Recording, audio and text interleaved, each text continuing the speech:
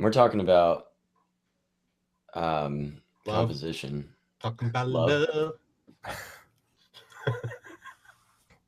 Isn't that a Zeppelin song? Yep. There we Talking go. about do. Oh, we're gonna get a lot done today. Uh-huh.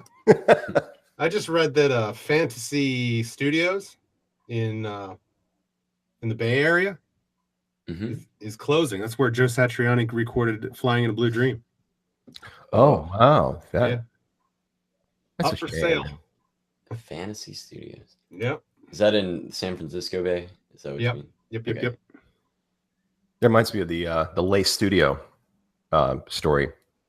That place that Rush recorded like all their albums, like Moving Pictures. That was like a huge thing. In fact, like I heard a lot of bands used to record up there, back in the day, and they sold. They just sold it. So sad. You gotta It's really a shame, man. People are getting, if they were recording Rush back then, they've got to be, maybe they're tired of running a studio. You can't really blame them. Yeah, it's probably, that's a possibility that the people who were doing it, are kind of aging out a little bit. Maybe they're selling it off to their, younger generations. They don't really want it like any business, but these are like institutions, like that one Aaron just talked about. Yeah. My God, man, like Flying in a Blue Dream was my album when I was like 17 years old. Mm-hmm. That was a good one. Oh my God, it's great. I mean, Surfing with the Alien was great too. That kind of put him on the map, I think. But like by the time it gets to Flying in a Blue Dream, that record just had more, speaking of composition, had more compositional value for me and depth, and just across the board, it was like this opus. I tracked Joe a lot actually in my teen years, just like loving his kind of stylistic work. And so like that's kind of neat to like watch the arc of these guys, how they kind of develop writing, composing, go. Yeah, it's one of the hardest subjects that I have when, the whole idea, hey, do you write, do you play, and do you come up with your own ideas, even on just a basic level?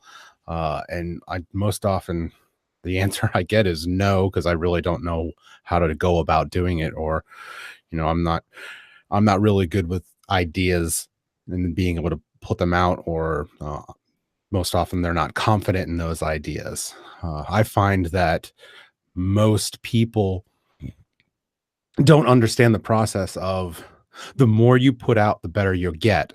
It's kind of like with anything else that you do, the more that you do it, the better you're going to get. And we as writers have to be okay with this idea of putting out a bunch of crap. And eventually, after refining that, eventually it'll get to a point where everything, you start learning from all the past mistakes and the examples that you've done in the past, and you can start actually refining it and making it into something that you're actually proud of. But that beginning process is hard for people to kind of dive into that and get used to that. And that goes for the whole beginning process of composing, or even just the beginning of a new project, a new song. You have to kind of go through that process of coming up with a bunch of ideas and fleshing them out. And maybe after 2 weeks, they don't work, but that's okay. You have to go through that process. And that's what I find with a lot of people. They just have that, they have an issue with that whole process. Oh yeah. What's scary, I mean, so the thing that I've always loved is like Stephen King would say, you have to write for the trash can. And I mean, even like, I think who was it, Schubert, right? The composer used to like throw his stuff into the fire, his compositions. I think as a writer, you have to be okay with exposing yourself to the fact that, not everything you write is going to be good. I mean, in fact, no, it won't. And I think, and I tell students all the time, I think you get over that hump by stopping this mental process of thinking something is good or bad. There's really no such thing in creative work, right? I mean, yeah, there might be some pieces that don't really come across, but at the end of the day, it's really a matter of what works in a particular moment and what doesn't work, and you just kind of know. I think there's more of a reticence because it's really hard work, man. Writing is probably one of the most difficult things to do. Yes. In any context, whether it's music or literature or just creating in general, it's a really hard thing. I mean, I don't know about you, but I can't just say I'm going to invent now. Right. It's really hard to sit down and motivate. And even when I do get to that point where I could sit down and say, I'm going to come up with something, it's a very uncomfortable procedure to sit there and have nothing at first. Yeah. Well, I think musicians, because they're artists, they like to feel inspired. Oh, right. And the problem that I see a lot of times, not all the times, because everybody has their own way, but a lot of people wait until they're inspired. And the problem with that is you're going to be waiting forever. And that prolongs that process of what I was just kind of talking about is, producing a bunch of stuff. And from that will come something. Whereas if you wait to be inspired, you're prolonging that process and you don't get the practice in there. And most often, because we're musicians, we just kind of wait till it happens. And often it never really happens. Oh, you can't wait for the inspiration. No, absolutely not. Because if you just write, when that happens, geez, you can have those moments where I think of like Peter Frampton. Remember him? Like he wrote, what are those 3 songs he wrote during the Frampton Comes Alive period? They were like his classics, and he's always said that he spent the last 30 years trying to recreate. Because I think he wrote those 3 songs in one day. Right? Wow. Show You the Way, and what are the other 2? I can't remember now. We do. Yeah, right. Those 3. He wrote them the same day.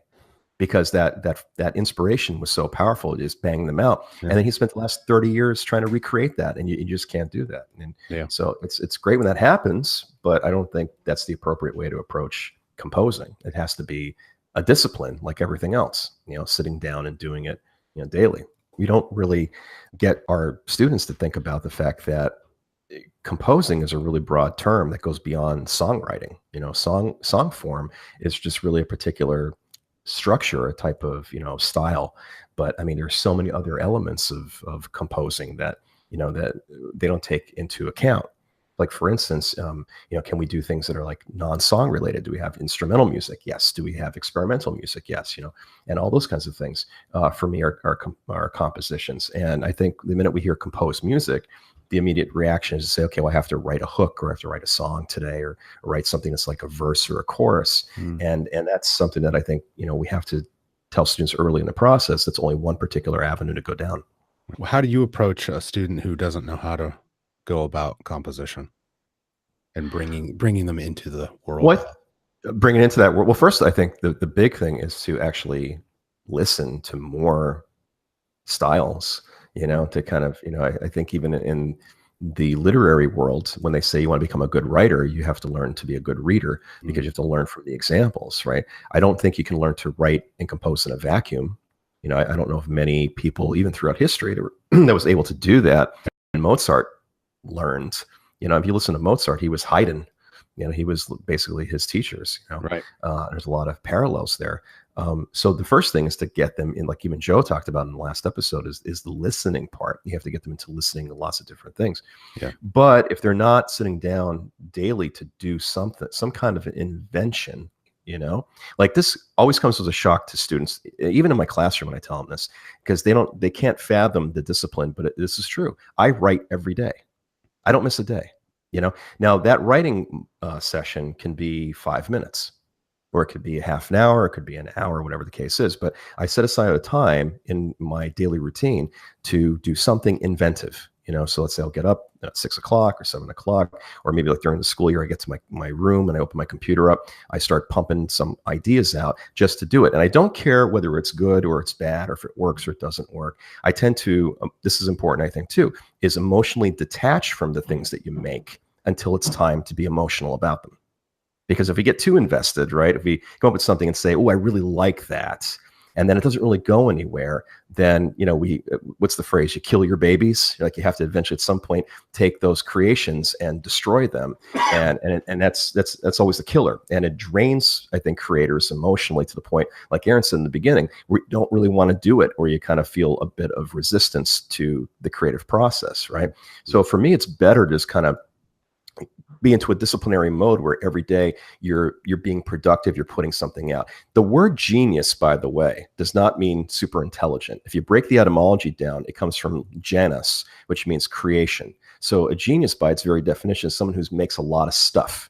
So think like Edison, These guys just like produced tons of Mozart, tons of material that are there. So I think that's the first step in training students to become a composer, is to say daily you sit down and for 10 minutes, what's in your brain, put to paper. That's it. Don't judge it. Don't think about it. There's a bit of, you could start manipulating and playing with things and really getting into the process. But as far as I need to feel like what I have on paper today is good and validated, that's a killer. You can't go down that path. No, you can't go down that path. No. Literally have to write for the trash can. Yes. Stephen King, you have to. Knowing that today what I produce will literally be something I delete. You know how many times I've written that too, where I've written a sentence or a paragraph, I read it and say, that sucks, and I delete it. And that's okay, because for me, the process of writing is the goal. It's producing the materials, that are there. So that's stage one. Well, actually listening would be stage one. Stage two is the daily production. It has to be, or else you'll never get to a point where you do something that you value. Because if you're, how many times in my own writing where I've done that, like in the early days where I'm making a piece and working on it for like 3 weeks, there's a point where it doesn't go anywhere. We've all had those experiences, right? Yeah. Where it's like you write something, you try to force the square peg into the round hole because your ego is committed to making this thing be successful, but your instinct tells you otherwise. It's just not working. So you have to, to be willing to get rid of the things emotionally, That's liberating, actually, as a writer. I think you never have to worry. I mean, if you adopt the attitude from a composing standpoint where you're saying, today I'm just going to invent stuff. I don't care if it's a musical phrase or if it's a sentence, or I'm going to build a chair in the back of my house. If you're just going to be the innovator, or you're going to be an inventor in some way, that goal to me is much better than saying I have to make this orchestral thing work in this particular measure or whatever, right? Yeah. So, yeah. I mean, do you guys write often? I mean, just question that in your own daily practice. I think many students have to come to that same kind of question: is how much time do I sit down and write on a daily basis? Many people would say no. They just don't commit to it. They might write, as Aaron said earlier today, when the inspiration tells them it's appropriate. Okay, well, we can't have that attitude. We have to have the disciplinary movement of doing something productively, consistently across the board. And then the cool part is eventually you sit back and like, holy shit, I made a lot of stuff. Right. Now what? Well, that's where the fun comes in too. You can take all that raw material that you come up with, and then you can start organizing and putting things together and, becoming emotional about a certain piece and that kind of thing. I think this is fascinating. I fall into the category of being guilty of not writing every day. I improvise every day a lot. I mean, literally probably hours, but I don't write except for when I feel inspired, and I tend to not feel inspired to write very often. I've kind of written songs about the things that emotionally, like the major events of my life I've written about, especially lyrically. And I've really not been inspired lyrically for a while. And it makes it really hard for me to sit down and write. But I improvise so much. I'll create things and they're gone, in a flash. Yeah, in the vapor. But realize too, like, it's funny, like Alton and I were having this very same discussion this week at his lesson. Improvisation is a form of composition. It's just that it's like really instantaneous invention, if you think about it that way. I think the trick with improv is to always record it, right? So that way it's there. I mean, I always said this in the last lesson that I don't particularly like improvisation, not because there's anything wrong with the mode, because I'm not particularly good at it. The way my brain works, I like to kind of sit down and breathe and sit with things for weeks, and agonize over one little measure until I get things exactly where I want them. But that's why I like to do it. I always felt that when I improvise, like when I used to play on stage and improvise, I can never produce something of strength as if I could sit down and revise things. For me, revision is an important part of the process. But that being said, improvisation's great if you tape it. I think it should be recorded from an inventive point of view, so you can look back on it. Let's say, like, remember we used to do this too, Aaron. We used to, like, in the studio, we'd be like taping our jam sessions, Yeah. and then listen back to them, and like, oh, that lick was really cool. What do we do there? And stop the tape and take that, and then that would become pieces a little bit later on. I would often, and still do, is I'll sit down for, there's no length of time. Usually it's about an hour and a half. I'll just hit record and I'll just play. It's improv. It's just playing what's off the top of my head, trying new ideas, just kind of letting it go, let it flow. And I'm not actually trying to do anything at all, just trying to create new sounds, trying to create new rhythms, new forms, whatever it is, just for the pure fact of later on I'm going to go over it and just listen and see what piques my ear, because oftentimes in the moment, I don't hear certain things. I'm too concentrating on whatever emotion I'm feeling or what's going on. I'm not thinking about the whole big picture. So when I go back and listen to it again and I hear like a certain phrase or something like that, I'm like, ooh, I like that. And then usually out of an hour and a half session, I may come up with one or two licks that actually kind of pique my interest. And then I'll kind of take those ideas and then make them into an idea that I'm refining and playing with. But that initial recording of that improv is where it all begins. That's so important, because as listening back, it's like, ooh, that was kind of cool. Oh yeah, right. So like there is a style of composition out there called aleatory music, okay, also called stochastic music, and all that really means is things by chance and random. So like people like John Cage, in the 20th century was a big proponent of this. The idea that like, let's just kind of randomly let things occur and then see what emerges from those random events, and then take that stuff and either make that the piece or use that as a springboard for something else, and kind of work in there. And I think, if we can get, all musicians, or at least, even students and musicians to just be okay with that and not say, well, that's kind of a weak way of approaching writing, but actually looking at that as a valid form of composition, then it takes a lot of pressure off us. Because I think that's the other thing too. We're always in a feedback loop of being a writer, that, we're in the pressure to make something good immediately. Like for me, at least that's the way it is for me. Like, I want to pump something out and have it be awesome.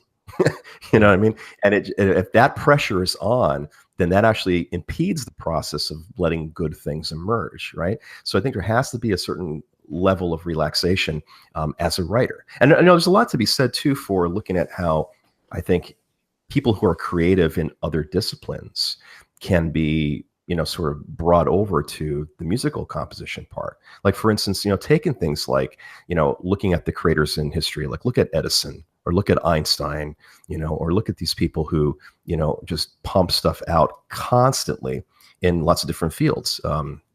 Who's out today? They're these great inventors. Elon Musk, if you want to go there, these people who just kind of have Steve Jobs, like look at all these biographies of these guys, they're always thinking in innovative methods, ways to kind of, change what people normally see and turn it on its head.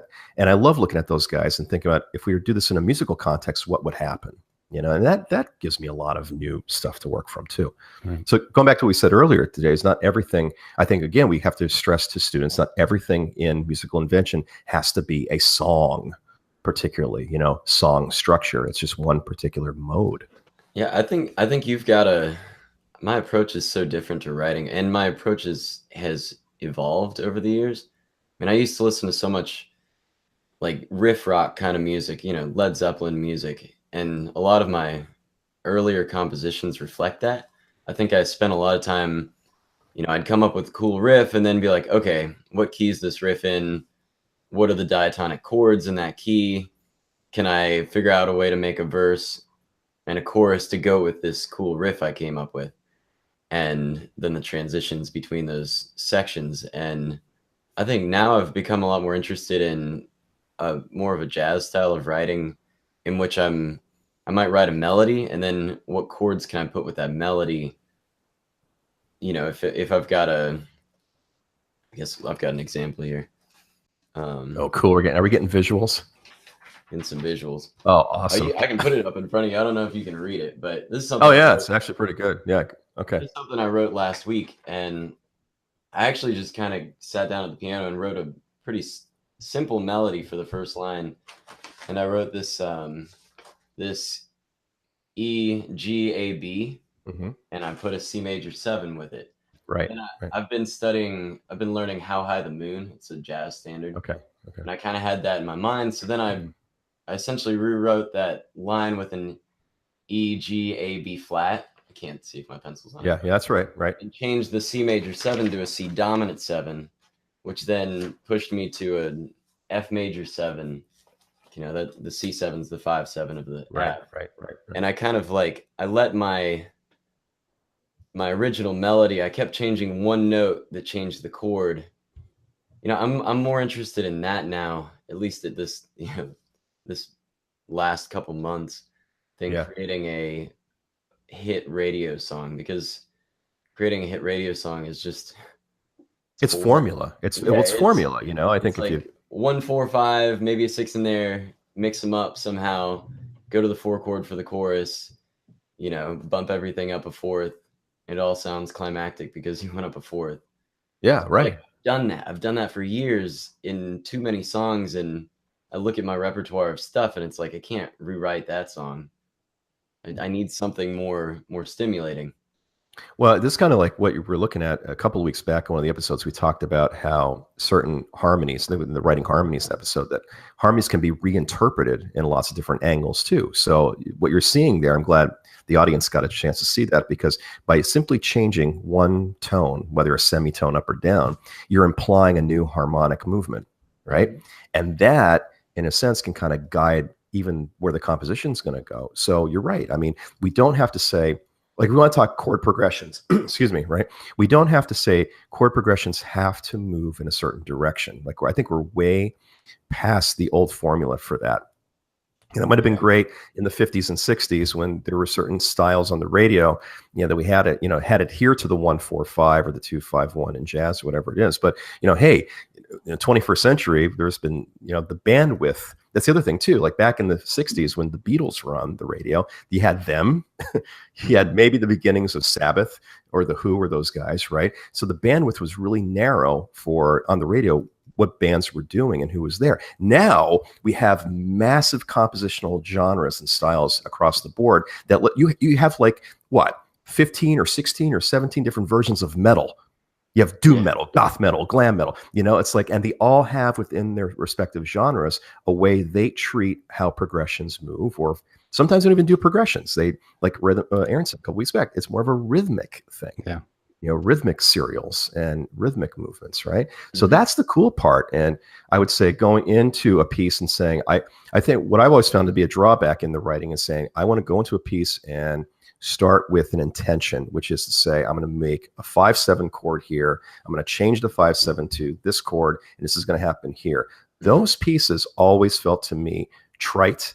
They felt stifled, forced in a lot of ways. The best work that has ever come out in my own personal work have been things that I said, I'm going to experiment. You know, like you just did. What if I do this little movement right here? How does that alter what I'm hearing? You know, and learning to judge the ear, or have your ears judge what's coming out, I think, I think students underrate that technical power, being able, you know, to write from that angle, just listening and dictating where the ears are going. I think you have to combine, like you have to, I've known writers who don't know anything about music theory, and they just sit there and they fish for chords and like, oh, that one sounds good. And they've written some great stuff. Right. I think that it goes back to what we've talked about in the past, but knowing your theory and your options makes it quicker to know what chords you can use. And then you can purposefully break the rules to try other things. You guys know, go ahead. Sorry. I just think it speeds up the process to know what chords are diatonically, or like in the key you're working in, and then where you can break off from and create a smoother transition.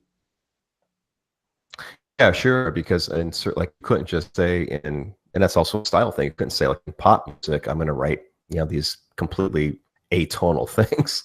I mean, maybe you could, right? But I think this style would be like, people would be like, what is going on? What is this? You know, you have to be able to know what's coming next. And if you're going to decide I'm writing in a diatonic structure, yeah, that's important to have the theoretical background.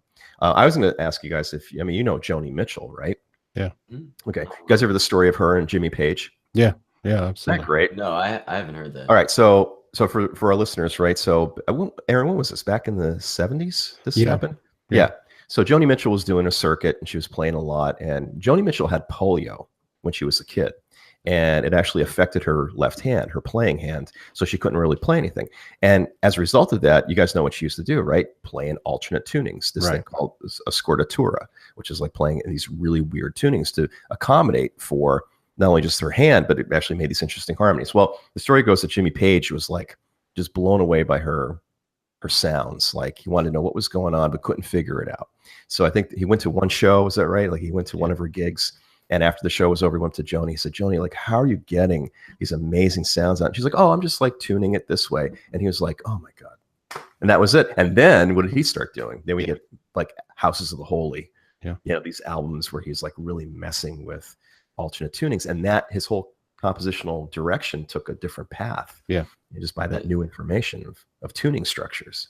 So, Good. you know what I mean? Yeah. So I don't think it's always about writing a chord progression. I think there's so much more that makes the compositional process deeper and more creative. If you look at different parameters, let's say, you know, like what happens if we, instead of this came up with one of my students this week, look at stoner metal, stoner rock, right? Those guys have very little harmonic movement at all. Right. They stay on an ostinato, which is just this really, you know, this one static chord. But then what do they play with? They play with the texture, they play with the rhythm, they play with the dynamics. Mm-hmm. Remember King Crimson, Lark's Tongues and Aspic? Gosh, that was one phrase. Love it. That was one phrase, that particular, and they modulated it and permutated it, and it became an entire composition. So, you know, so I think there are ways to kind of invent and keep things fresh and go beyond just the standard saying, I'm going to be in a progression for this, you know, particular piece. I sometimes use what you're talking about, creating a different parameter. I sometimes will say I'm not allowed to use a finger during my improv for this session, or I take away a string, a weird string in the middle of everything. Now, I think it does sometimes do it, forcing yourself to sit down and do that in your improvisation works great for helping you break out of a box. So I'm sure it would do the same compositionally. Well, that's what Keith Richards did. Think about it. I mean, he never played with the lower A or E string, right? I think he just used the top 4 strings of the guitar. Right. Oh, I didn't know that. Oh, yeah. Yeah. Right. Is that what he did, Aaron? I'm most positive he took the low strings of his guitar off his Telecaster and just played with the D through high E string. And and then he gets that sound, right? And when he plays chord forms and chord voicings, and there's the guy too. You want to talk like how inventing compositionally can translate directly to the guitar. I really like Keith for this because he would do this thing. He calls it the ancient art of weaving. And that was his term for it, where he would like, I think it was him and who was the other guitar player in the Stones? Was it Ron Wood? Is that the guy from the Rolling Stones? I got that name right, Aaron? That I don't know. Okay, so the two of them, like they would go back and forth. They would weave with each other, playing rhythm and lead. Mm-hmm. So go back and listen to the guitar work. It's like, you know, Keith was doing these really interesting chord voicings, and in the middle of it, he'd do like a little kind of pentatonic thing and go back into the chord stuff, and they would trade licks that way. So their approach to composition was more about, like, again, the timbres, the textures, the voicings that we get from having 2 missing strings on the axe. You know, that's fascinating to think of it that way. And they were successful, and they did it in the pop vein. Yeah. I like what you're talking about there. You can have a really simple chord progression and really focus on the voicings. I'm thinking about how when Aaron and I were playing in Kairos Quintet, how some of the things evolved just because both of us were playing the song on guitar, and we would try to do something different from the other, whether it was voicings, and sometimes it was that new voicing that somebody tried, or the new line, the harmony line, that ended up being the more interesting part of the song from what was originally written. Yeah.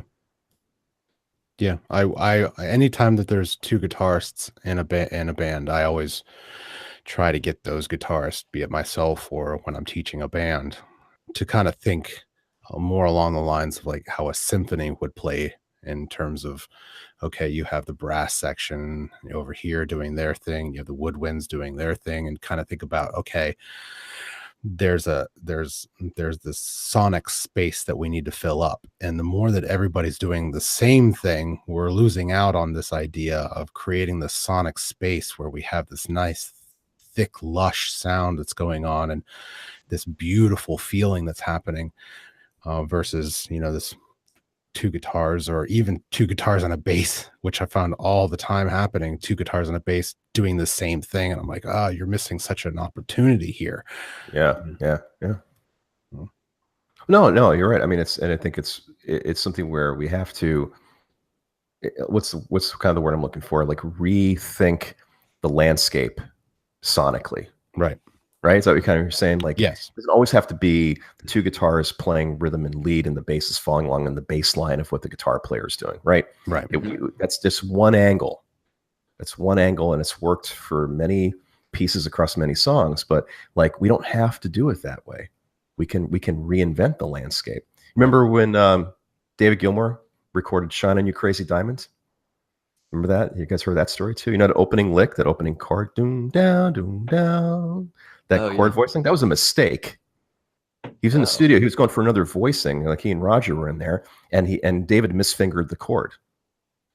And he came out. He's like, "Wow, what is that? Let's keep that. Let's do that." So there you go. I mean, there's a lot of times where even like chance events can kind of lead to, like Aaron was saying, having these different structures. What is that? Yeah, there we go. The Making of the Dark Side of the Moon. Yeah. Is that a DVD or a book? DVD. That's cool. Yeah, man. Pretty good stuff. That was the one that Alan Parsons was on, right? That he engineered. Yeah. See, there you go. There's another example. I mean, of a guy who, I've loved Alan Parsons' work, and when he was coming in the 70s, when he was doing his thing, but when he was working on the Dark Side record, he would always say, "I want to approach the recording of this album like a movie." So his creative vision was not so much in the sonic part. I mean, that was a large part of it, but looking at how do sounds translate to visual images, right? And how do we create a progression of visual imagery? I mean, if you listen to Dark Side, oh my gosh, right? I mean, just like, it's amazing to think about too, that you can actually put that stuff on mainstream radio.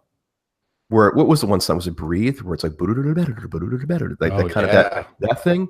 And it's like this wide open space. And then whether you're dropping acid or not makes no difference. It's still like a massive open space of that one repeating motif. Mm-hmm. It was popular to listeners, right? So it's amazing that we can do that. We could compositionally push the limits of things as long as it's artistic, right? And it has a sense of meaning for people. And they weren't thinking about 145.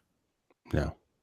And I remember we used to listen to that album, and I remember, this will probably get some backlash. So here, I'll go ahead and say it. I think, and I've said this before, I think Money is the one track on that album that doesn't fit. Just, it stylistically doesn't fit. It breaks the tonal thematic for me. I could as a listener. I could see how that's it just stands out. Now maybe Roger Waters and those guys had a vision grander than I can even fathom. But as a listener, when I think of the motifs of how Dark Side works, Money comes in just kind of like a thorn, And I used to say that if they just take that track off the album, it would be like, just be, for me, just flawless. But then again, what do I know? I mean, that track was like, probably one of the greatest rock songs of all time. Yeah, I mean, it's an amazing track, but at the same time, I can see where you're coming from. I can hear that. It is the one song off that album that's different than the others. Yeah. At least for me. Yeah. Send all emails to Anthony. What is this thing I'm getting in my email box? Blowing Die skulls? I know where you live. Signed Roger Waters. Fine one. What's that, Joe? I'm sorry. I don't think any Pink Floyd fans would be the kind that would send death. No, they would be more lax about quietly disagree with you. Right. I mean, going back to our composition conversation, though, the Money's in 7/8, which is, that's super cool. You change the time signature and got a whole nother world of possibilities. How many radio songs are on the radio it's that are in 7/8? I mean, what's Black Dog by Zeppelin? Is that 15/8. It's weird. No, I mean Or is it 7/8 subdivided, also? subdivided, or I mean like in the quarter note. I'd have to go back. Well, yeah, across the phrase, yeah, you're in double digits, but I've always counted on the beat. That was a weird one too, because that piece, I remember playing that in a band where do you guys ever listen to that track? Underneath the mix, Bonham has to click the sticks to get them in. You know what I'm talking about? Like in the phrase line, like when they take the tacit, the rest, and they start the lick again, Bonham clicks the sticks right before they start, because I don't think it's not counted.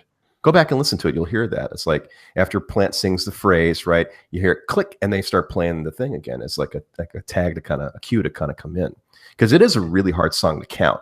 Yeah. I mean, playing it live, you have to really listen internally to kind of and listen what the band is doing. Goes back to what we were talking about last week, making sure you understand rhythm so you guys can all come in on the same.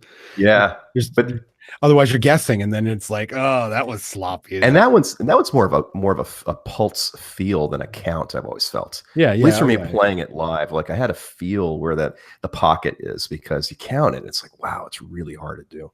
Yeah, I mean, and when he's singing, he's kind of he can take that as an ostinato or whatever. He can sit on that and make it as expressive as he wants. And Bonham hits that click, and it really doesn't matter how long Plant takes to phrase. No, he can sing 3 times the length of the original phrase, and they're just kind of hanging out with that. Yeah, those guys are amazing. Yeah, I mean, I think there was a lot of that kind of playing with time signature. I mean, even look at the Ocean by Led Zeppelin, same thing. Yeah. So there's that whole kind of, people were playing with time signature, and it was a popular thing. I mean, it was something that people were doing. Rush, all those kind of progressive bands were kind of doing a lot of that at that time. We've kind of gotten away from that in popular music, but Zappa, I thought, was the bridge for that. Right. But again, he was more of an acquired taste, and I was a huge fan. Still am a huge fan of Frank. But if you guys really want to get immersed in different time signatures, I mean, his music, man, just kind of, and he had some fallbacks. He always went to this track, Big Swifty. If you ever get a chance to listen to that, that's a really great one. Talk about like an exercise in 7, looking at that. But yeah, I mean, he's tend to stay away from mainstream, but got in, he introduced new ideas that I think some mainstream rock guys borrowed from. If you listen to like Dream Theater as a progressive band, they cite Frank, right? And Rush, and those guys that are in there. It's interesting. You guys ever hear Red Fang? You know that band? Red? Oh, I think you'd really dig them. Red Fang. They're a metal band, but they're more of like a stoner metal. Okay. And listen to the track Prehistoric Dog. One of my favorite tracks with those guys. And they're actually really funny dudes, because the music videos they make are just hysterical, right? And there's these stoner rockers that are on there. But stoner metal, it would be more, I guess, more of an appropriate thing. And they probably would argue for the genre description. Right. But anyway, what they do a lot of is they have these kind of recurring ideas that just kind of cycle around, right? And it's just, again, it's just more of like taking one motif and continually moving it and making it work about texture. And they're really good with that kind of thing. So I've never even heard of them. Yeah, they're pretty great. I listen to a whole lot of rock, I guess. Yeah, they have this kind of really unique sound that I think is it's just neat. It's fresh, I think, in a lot of ways. The other thing I was going to say about them too was that the first time I heard them, imagine like Black Sabbath and Pink Floyd if they had a child. Okay. That's what that band for me sounds like. Yeah, and hearing their progression movements, a lot of stuff that Floyd would do, but they have the sort of the anger or the force that Sabbath had. Okay, so just kind of put those together. There's a new band out that's getting talked about. It's like everybody says that they are a Led Zeppelin ripoff, but they just came out with their first album, and I'd like to see them kind of get into their own. You can definitely hear the influences of Led Zeppelin. The band I'm talking about is Greta Van Fleet.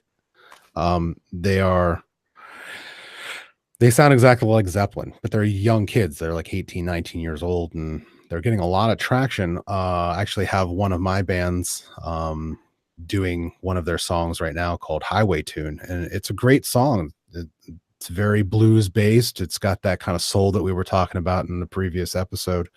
But yeah, it's kind of interesting. I hope they come into their own and kind of create a little bit more of their own sound, because they sound, if you're looking for that old kind of old school rock sound, it's perfect. It's great. You said, how old are these guys? They're 18, like 19. 18. Okay. So like in a retro kind of way, are they adding anything new to sort of the Zeppelin feel, or are they just kind of in a way trying to recreate the feel? I think it's I believe it's by happenstance that they sound a lot like, I mean, obviously they're influenced by Zeppelin, but I don't think they're trying to actually rip off or trying to be Zeppelin. Right. Yeah. I think they're trying to do their own thing. It just happens to be that they sound like Zeppelin, and they really, really, really, really sound like Zeppelin. Yeah. Maybe they just need to kind of grow a uncanny. bit. Sometimes you have to imitate your favorite musicians in order to then break away from it. Absolutely. You have to constantly evolve. Have to. Isn't it amazing too how like things just kind of come together as a mixture? I mean, Zeppelin was like that. I mean, you listen to Bonham's bass drum, it's like iconic, that just the pulse of his drum and his snare, right? Yeah. And then you mix that with John Paul Jones, and then of course Pagey's style and Robert Plant's voice, and bang, you got Led Zeppelin. It all kind of comes together. And then I think about like more recent bands, and I don't really mean this to kind of piss off any fans, but like Foo Fighters, right? I mean, that's a group where musically they're just awesome, but I don't like them. And I'll tell you why, because I just don't like the way it mixes. It just, I mean, when it all comes together, and they're fantastic, like Grohl's awesome. Love his voice, love his guitar playing, drummer's great, bass is great. But the mixture, when it comes together, has a flavor I just don't like to listen to. You know what I mean? So it's really weird how that can occur. Like you have amazing talent, and the effect you get when you put it all together as elements of composition, are perceived a certain way by your audiences. You can never tell that. You can never really predict that either, right? Yeah. Not that it should become a factor in doing something, but I just always found it to be kind of fascinating that, that's, I guess, where the magic kind of comes out. If you have a sound that people like really dig and get into, it's your signature, Yeah, I think someone like the Foo Fighters they're appealing to the masses because I mean, there's a formula out there that people really enjoy, and that's great. I mean, in the Foo Fighters and all these other guys, they kind of fall into that category. I love the Foo Fighters. I think they're an amazing band. I really enjoy their energy a lot. Dave Grohl's just a sick. He's a cool guy, man. He's a cool guy. Taylor's awesome on the drums. They embody what a really good, fun band is. Having said that, I didn't buy their newest album. I don't even know that, like, their newest song, I may have listened to it a couple of times, but I'm not as interested in that kind of thing anymore. I want something that's going to actually make me think. Yeah. And that's the kind of stuff that I really enjoy. I really like kind of sitting there and actually analyzing music and kind of listening to what's going on. And not that doesn't happen with modern music, but I can get through a modern piece a lot easier and kind of just figure it out in my brain and go, okay, yeah, that's cool. I know why it's working, versus sitting down with something like King Crimson or Dream Theater or whatever it is that's a little bit more complex, and sitting there going, okay, I want to listen to that again because that was cool. I want to try to, yeah. True. When I was taking my daughter to dance this past week, we're listening to the radio, and she's like, of course, into the pop stuff. So you hear all these kind of pop things, homogenized across the airwaves. And then I was scanning the radio, and I stopped it immediately because I heard, I think it was on a classical channel, they had like a Spanish guitar that was playing this really weird augmented chord. And it was just one voicing of an augmented, just like arpeggiating up the top. And I stopped it because I said, what is that? Like, that was really interesting. And my daughter goes, oh, that's stupid. But that's the 7-year-old. But what's really cool to think of that way is, okay, so listeners, are expecting to hear consonants, which I think is one of the reasons why popular music is popular because it's really pleasing to hear those things. But, there's another level of things that I'm interested in, which is like, the really intriguing, mysterious elements of music that kind of come together in different ways. But that doesn't always translate to being, nice to listen to. Yeah. For the And it masses. doesn't even have to be something like I was saying, like Dream Theater, where it's like all complex and whatnot. That it could be something like James Taylor or Michael Penn or something like that, where it's very acoustically driven, or Spanish guitar or something like that. And you're sitting there and you're going, "What is going on?" Because that's really interesting. Yeah, it's got to be an interesting sound. Like I'm into sounds now more than I've ever been musically. In fact, maybe this is kind of bold, but I think music is a weird definition because, like when we hear music, we immediately think of, things that have sound meaning, right? Things that can translate into song form, as we talked earlier, or musical structure in some way. For me, I think we have to widen the definition of music to be anything that is sound related. So a rap on a table could be sound for me, could be music for me. That's really strange to think about, but I like that definition, right? Say your definition again. Well, for me, music is just a broader definition now, where anything sound related, can be musical. So like purposeful sound to me could be music. Sure, but again, like an aleatory composition, that goes out the window, because that's about randomness, So, and I guess it depends on, what the intention is. You're right. So if you want to say that you want to be purposeful sound, that's musical. Here's a good example that John Cage did this piece in 1952 called 433. Look it up. Literally translate. You remember this from? Silence, right? Yeah. So 4 minutes 33 seconds of silence. And if you've ever seen it performed, what's really neat about it is that the intention is to get beyond the fact that we're expecting to hear something tonal, and accept the idea that in our environment, there is sounds that can be musical. And I do this actually for my classes when I teach modernist literature. I tell them about this piece a little bit. And I always say in the very beginning, all right, I'm going to sing for you about 15 bars of John Cage's 433. And I say, I have a terrible voice. Are you guys ready? And they're like, yeah, let's hear it. And then I sit there and I just sit still for like a minute. Now, the first 30 seconds is really like, what is kind of happening here? Right, but if you're really lucky, you'll get some kid in the back who'll go, what the hell is he doing? And I start laughing, and then like you'll hear people in the hallway like bickering or fighting, and all that is the music.